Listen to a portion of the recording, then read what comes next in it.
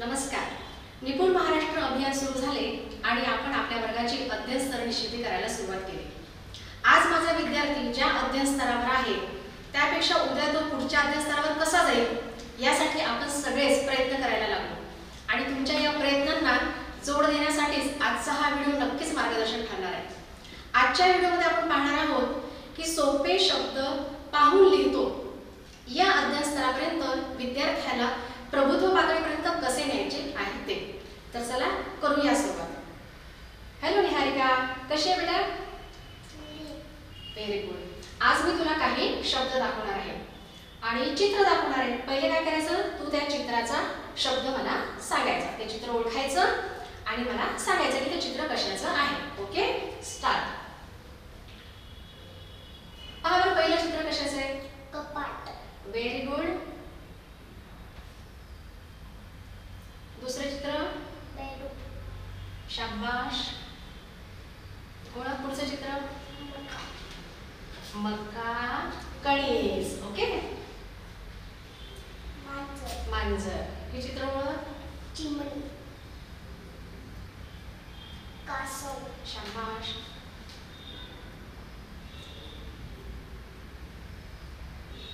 हे चित्र? लसूण. झुरळ. घोडा. घोडा. शाबाश. हे चित्र? औषध. Very good. हे चित्र? सैनिक. शाबाश. आणि हे चित्र? मोर. मोर. पहा, सगळे चित्र तू बरोबर ओळखले. आता हे सर्व शब्द तुला वाचता येतील की नाही? आता मी जो शब्द सांगेल तो कुठे आहे लिहिलेला ते मला तू सांगायचं. ओके, सांग बरं. लसूण शब्द कुठे लिहिलेला आहे? शाबाश. त्यानंतर मांजर. Very good. सैनिक शब्द कुठे लिहिलेला आहे? आणि बेडूक. आता हे सर्व शब्द तुम्हाला वहीमध्ये लिहून दाखवायचे. नीट व्यवस्थित निरीक्षण करायचं, पाहायचे आणि हे सर्व शब्द वहीमध्ये लिहायचे. लिह. या पद्धतीने आपण अशा प्रकारची ऍक्टिव्हिटी आपल्या वर्गामध्ये घेऊ शकतो.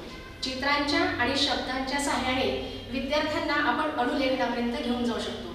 अशा प्रकारची भरपूर चित्र आपल्या भाषा पेटीमध्ये सुद्धा उपलब्ध आहेत. चित्र आणि त्या संबंधित शब्द कार्ड यांचा जर त्यांनी साधर्म्य लावला तर त्यांना वाचन सोपे जाते आणि वाचन आलं की त्यानंतर विद्यार्थी सहज त्याचं अनुलेखन करू शकतात. यासोबतच आपण काही उपक्रमांची जोड सुद्धा देऊ शकतो. त्यातलाच एक उपक्रम आपण बघूया. पहा, या ठिकाणी एक शब्दकोड दिसत आहे. निहारिका, इथे एक शब्दकोड आहे आणि यामध्ये काही रंगांची नावं लपलेली आहेत. तर ती रंगांची नावं तू ओळखायची आणि मला सांगायची. सांग बघू.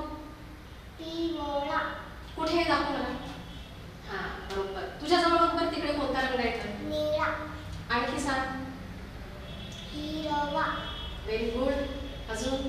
पांढरा. केशरी. हा, केशरी. अशी रंगांची नावं यामध्ये लपलेली आहेत. आता ही रंगांची नावं तू बघ आणि तुझ्या वहीमध्ये लिहे. अशा प्रकारे अणुलेखन आपण शब्दकोड्यांच्या मदतीने सुद्धा विद्यार्थ्यांचं घेऊ शकतो. या ठिकाणी मी रंगांची नावं याचं शब्दकोड तयार केलेलं आहे. आपण प्राण्यांची नावं, पक्ष्यांची नावं, वाहनांची नावे यांची सुद्धा शब्दकोडी तयार करू शकतो आणि यांचा सराव विद्यार्थ्यांना देऊ शकतो. आणखी एक उपक्रम आपण बघूया. चला तर.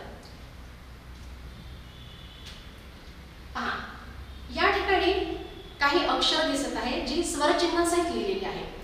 त्यांच्या सहाय्याने आपल्याला शब्द तयार करता येतात. निहारिका, तुला करता येतील असे शब्द तयार? हा, 2 अक्षरी शब्द आहेत बरं का. आता तू मला सांगायचं की यामधून कोणते शब्द तयार होतात. बघ बरं एकदा. डोळा. Very good. डोळा. शाबाश. पालव. आणखीन सांग कोणते शब्द आहेत? बैल. Very good. हौद. हौद. माशी. लिंबू. शाबाश. इथे जवळपास बरेच शब्द त्यातले ओळखलेले आहेत. आता हे शब्द पाहून पाहून मला परत वहीमध्ये तू लिहून दाखव. चालेल? लिह बाळा.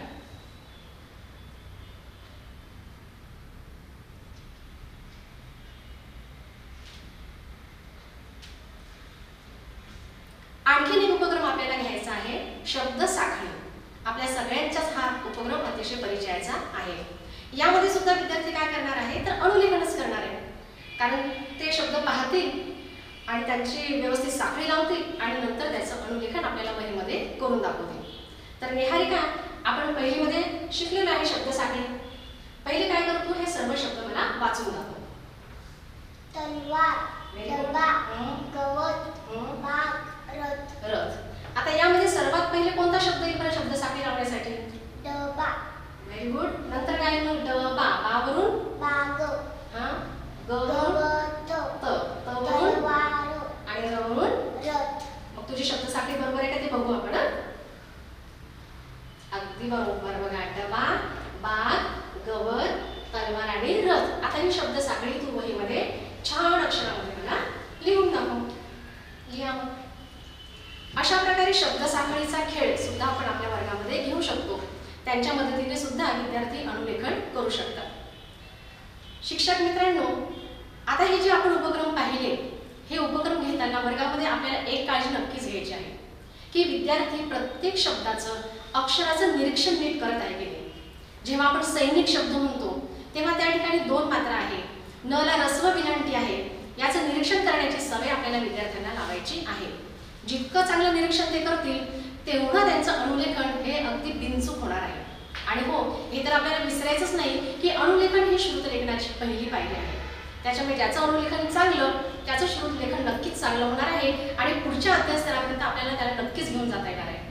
तर अशा प्रकारचे विविध उपक्रम घ्यावे आणि अशाच उपक्रमांचा वापर करून आपले विद्यार्थी हे सगळे निपुण करावे, यासाठी मी आपल्या सगळ्यांना शुभेच्छा देते. धन्यवाद.